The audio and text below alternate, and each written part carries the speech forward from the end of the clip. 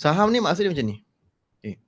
Let's say lah, lepas pada Jamaluddin ni, wifi dah upgrade, staff dah ramai, table, kursi banyak, aircon bertambah kan. Bila dia nak expand size dia, mesti kena tambah aircon, tambah kursi, macam-macam lah kan. Dia ada barista bukan setakat seorang, 2, basking, dia panggil M. Nasir kan. Tiba-tiba bisnes dia grow kan, bisnes dia grow tinggi-tinggi lah, grow rocket punya. Okay, jadi setiap bulan after dapat duit sale tu, Jamal akan pulangkan balik duit yang dilabur. Duit yang dilabur dia pulangkan balik.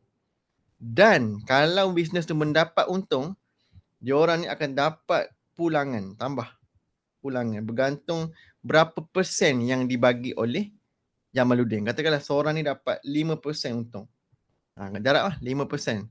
So 0.5 bahagi 100, 0.05. 0.05. Darab berapa dia labur ni? 10,000 contoh. 10,000. Jadi orang tu dapat balik 500 kat sini. Contoh 500.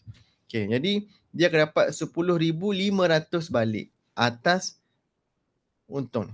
Tetapi kalau bisnes tu merudum, jatuh teruk, tak ramai orang datang lah sebab Jamal mula busuk kan, maka mereka ni mendapat kerugian.